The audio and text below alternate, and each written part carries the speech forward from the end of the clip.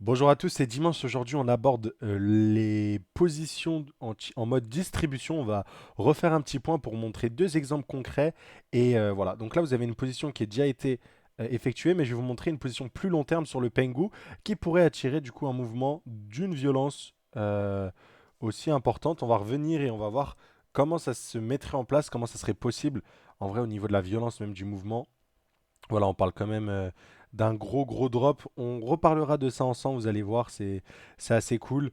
Voilà, on va parler aussi du gold en mode scalping qui est intéressant pour montrer aussi que ces concepts-là, vous pouvez utiliser un peu partout.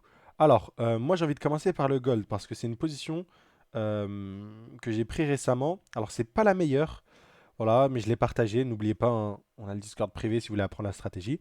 Donc, il y a une des personnes aussi qui apprend la stratégie depuis maintenant 7 mois qui est d'ailleurs, franchement, m'a fait plaisir avec ses petits messages, mais surtout le fait qu'il est en train de valider sa propre firme. Là, il a validé sa phase 1 et il lui reste genre 400 dollars à faire pour la phase 2. Donc en mode il va être financé. Donc ça c'est très cool.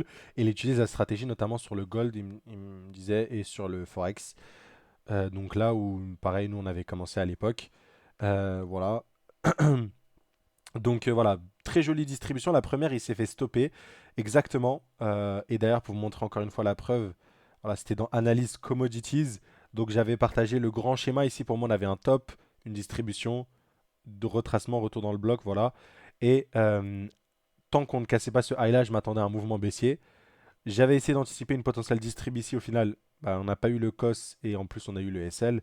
Donc voilà. Et voilà, c'était un exemple. Donc j'avais essayé de rentrer de manière précise ce qui n'a pas été le cas, mais du coup, il y a une autre entrée plus haute qui s'est dégagée, et c'est celle dont on évoquait du coup dans le chat général, hein, celui-ci, tout simplement. Donc voilà. Ceci étant dit, maintenant sur le gold, est-ce que c'est le top majeur? Bah là, c'est ça qui est intéressant en fait, c'est quand tu chopes une position comme celle-ci, bah déjà de un, si jamais on continue dans le momentum qu'on avait indiqué, où on a eu un top en excès, hop, on a créé une trendline, on a liquidé tout le monde, et maintenant on établit une tendance baissière. Dans ce cas-là, on ne reviendra pas chercher les highs. Et most likely, on l'a trouvé ici. Voilà. Et on va juste faire un nouveau point bas sur le gold. Voilà. Et ce qui est intéressant aussi, c'est qu'en fait, sur la plus grosse time frame, donc là, même si on a une entrée précise, hop, voilà, juste là. Si jamais on a chopé le mouvement, la prochaine target est juste là. Et vous voyez, ça offre un RR de 23. Donc là, sur le gold, on est potentiellement sur un double top. On est potentiellement sur un double top. J'avais parlé du pétrole dans les dernières vidéos. C'est un peu la même chose que sur le pétrole. Pour moi, sur le pétrole, on est en train de faire un double bottom. Sur le gold, un double top. Donc là où c'est pas une distribution exacte comme on l'a montré, en fait, c'est un type de distribution qui est assez similaire où on fait un top en excès. Ok. Et là, on crée une espèce de résistance, si vous voulez. Hop, on manipule à la hausse et hop, on s'inverse. Et un peu comme ce qu'on a eu ici. Top en excès, on crée un range, on manipule à la hausse. Voilà. Donc en gros, ce qu'on voit sur de la plus grosse time frame, c'est ce que j'ai identifié sur de la petite time frame. Du coup, tu peux cumuler le tout. Donc je pense qu'au niveau de cette position, bien sûr, il faut prendre des profits partiels, bouger son stop loss dès qu'on a voilà, chopé son 2, 3, 4 de RR. Ok. Donc les TP partiels ici, voire même jusqu'à la tier et le QL. Dites-vous, euh, comment il s'appelle lui, il a déjà TP vu que voilà, son entrée était là. Donc voilà, il a déjà dit bon, voilà, moi je préfère sortir, valider mes 5 de RR et basta. Du coup, bah, c'est cool. Mais voilà, pourquoi pas laisser, si vous voulez, comment on dit, un runner aller beaucoup plus bas si jamais on a chopé le entre guillemets pic au top. Voilà, ce qui est toujours intéressant. Voilà sur le gold, globalement. C'était au niveau de l'analyse. Et maintenant, si je peux vous donner un petit insight sur le gold, pour ma part, voilà, il y a un joli arbitrage par rapport à gold pétrole. Euh, si je vous monte au niveau du pétrole, bah, c'est exactement un peu ce qu'on a sur le gold, si vous voulez, en mode double bottom. On le rappelle, nous, on a chopé la position tout en bas. Et on vise ces gaps-là. Encore une fois, pour ceux qui doutent, c'était dans Analyse Commodities. Et voilà, c'était. Alors, non, voilà, on va regarder. C'était cette accumulation qu'on a repérée en 5 minutes. C'est pour ça qu'en fait, quand tu maîtrises la structure sur la petite time frame et que tu peux étendre sur la plus grosse time frame, tu peux avoir des entrées très précises. Exactement comme ce que je raconte sur le gold. Alors, oui, c'est des positions euh, à faible taux de réussite. Parce qu'en fait, si tu veux sur le gold, ok, bah, je peux avoir raison pendant quelques temps, mais là, on peut juste revenir dans cette G-main de là, imaginons, et hop, rebondir, et voilà. Et du coup, je m'étais complètement trompé. Ou bien, si j'ai raison, on ira beaucoup plus bas. Mais du coup, c'est important d'avoir le stop loss qui est déplacé. N'hésitez pas à prendre des profits, genre sur la tiers, sous le dernier lot, etc., etc. Et pas être buté sur le TP final. Mais si tu chopes le mouvement, c'est quand même un très très gros trade. Voilà. On en avait déjà fait du côté crypto à l'époque, sur LPT, sur Arweave. On était rentré sur du 4 heures et ça avait délivré quand même des trucs de dingue. Mais voilà. En tout cas, s'il y a un truc à retenir, en mode double top, ici, en mode double bottom, et en mode distribution. Donc voilà, voilà. Maintenant, on parle du Pengu pour revenir du côté crypto. C'est important, c'est important, c'est important. Alors, le côté Pengu, c'est assez intéressant. Hop, les voilà. Donc, on est quand même sur un truc un peu, si je vais en weekly, un peu overextended. Voilà.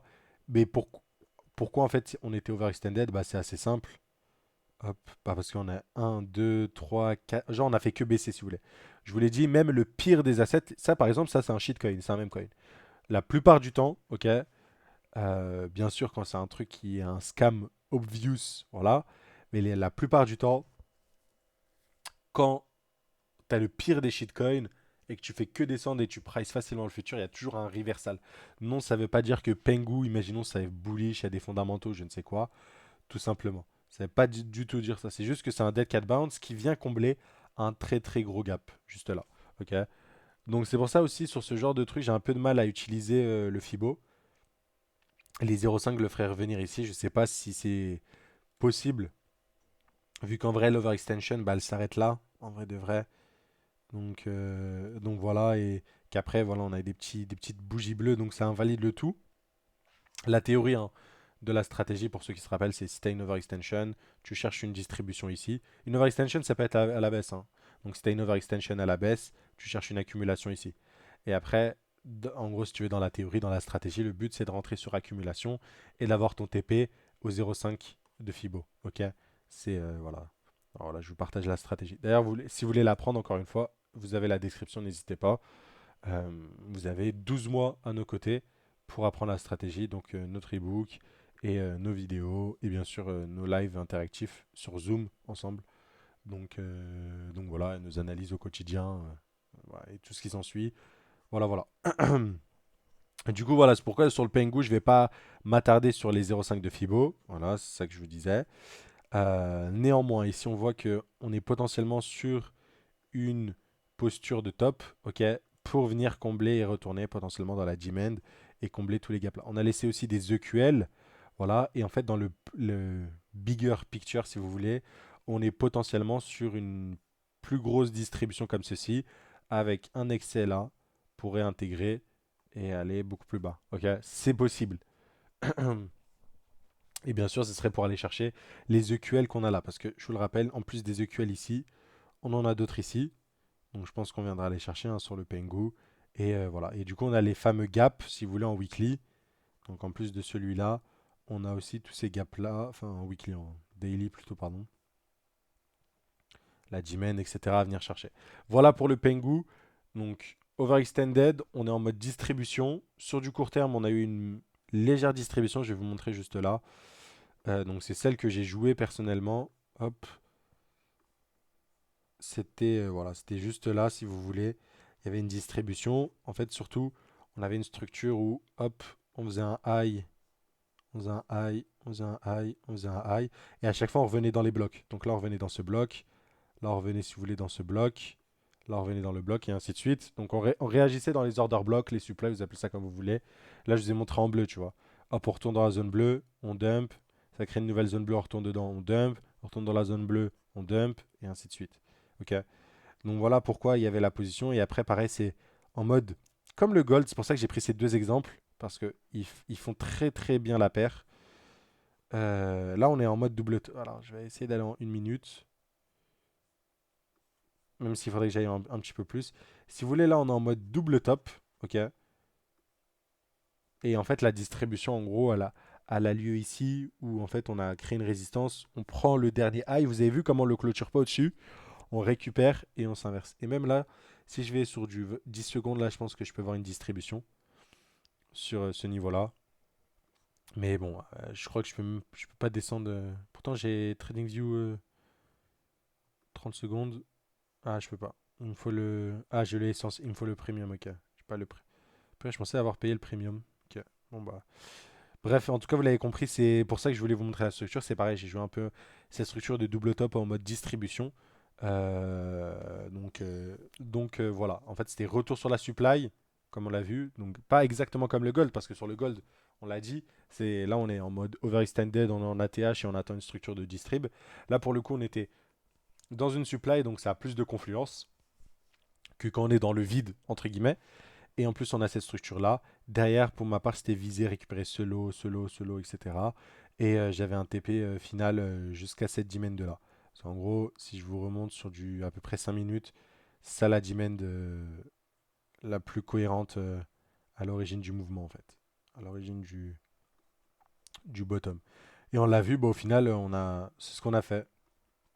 On a un peu de double bottomé, si vous voulez. Voilà. Après, c'est pas une paire ultra liquide, donc c'est pour ça que vous voyez des EQL qui traînent, etc. Donc, faut faire attention. Ouais, je vous le rappelle, ça c'est un même coin, mais voilà. Et ensuite, bah, on le voit très bien. Même sur du 5 minutes, je peux trader le Pengu, hop, accumulation juste là. D'ailleurs ramène un mouvement de fou juste derrière. Donc c'est assez dingue. Euh, voilà sur le Pengu, c'est pour ça que j'ai joué ça sur du court terme. Maintenant sur du plus long terme, est-ce que, hop, enfin du plus long terme, sur du 30 minutes, au moins apporter un retour sous ces EQL, c'est possible selon moi. Là, on a une jolie mèche de manipulation, ok, juste là. Euh, qui peut du coup nous ramener, si vous voulez, un, hop, un mouvement baissier en fait. En mode, encore une fois, double top si vous voulez. Et en mode trendline, ouais, j'ai dit en mode beaucoup de fois, waouh. Waouh, waouh, waouh. Bref, vous l'avez compris. Donc, création de trendline, prise de liquidité, inversion, pour aller retourner au moins dans la demand. Donc, si jamais c'est pas la grosse distrib, je pense qu'on reviendra au moins dans la demand, sous les EQL et tout. Voilà. Et si, dans tous les cas, on aura une réaction, et si on ira plus bas, ce sera encore mieux, tout simplement pour le Pengu. Voilà, avant de configuration, d'avoir des bonnes configurations, je n'achète pas du Pengu. Bah, après, c'est un meme coin, donc faire attention, mais voilà, je voulais vous montrer. Pareil, donc là, c'est listé voilà, sur Binance. Donc, tant qu'il y a de la smart money sur un actif, donc capitalisé et sur des exchanges, ok, et avec un assez bon volume, donc il y a toujours ces composants de smart money qui s'exécutent sur le marché, qui laissent ce genre de traces. Donc voilà, si jamais ça vous intéresse encore une fois à comprendre ces traces et à s'exécuter, à vous exécuter sur ce genre de configuration, on peut vous aider. Vous avez les modalités dans la description encore une fois. Et voilà. Donc, et d'ailleurs aussi, le fameux avis que je vous ai montré juste là ou quoi que ce soit, euh, c'est totalement honnête. Sur le chat général, il y a tout le monde qui peut écrire, ok? C'est le chat général public des gens qui ont rejoint le truc. Voilà, donc voilà, voilà. Au cas où, pour les plus sceptiques, je préfère le rappeler.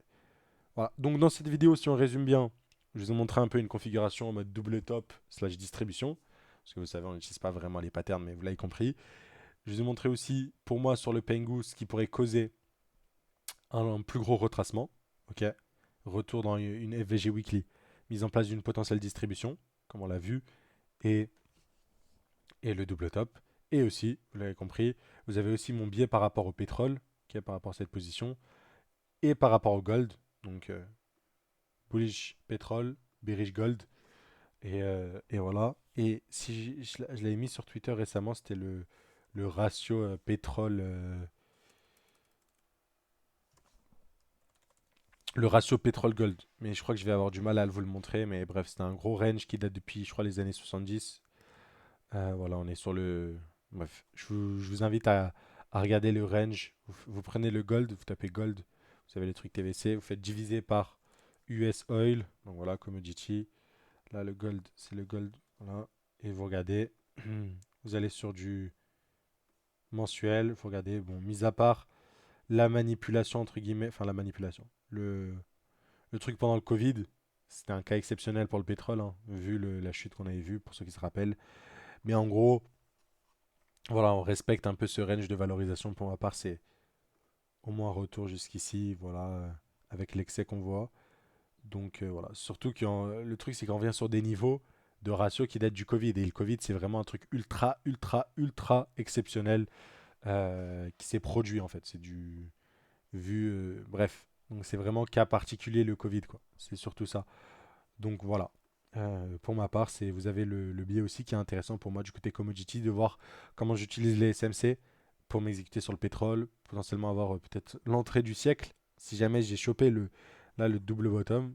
Encore une fois, dans tous les cas, ce qui est cool, c'est que déjà dans ma position, vu que c'était ultra millimétré, là, genre je peux juste sortir. Dites-vous là, si je sors là sur le pétrole, j'ai déjà validé un RR de 13. Donc pour ceux qui ont un peu une connaissance, etc., vous savez que ça, ce genre de performance, ça arrive pas tout le temps. Et c'est parce que, voilà, c'est des positions très très risquées. Tu vois, cette accumulation, elle aurait pu juste se terminer avec un léger pump et juste redump, tu vois.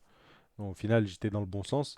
Et voilà, donc, ne pas hésiter à bouger les stop loss pour sécuriser au moins le break-even, voir des profits si ça se retourne.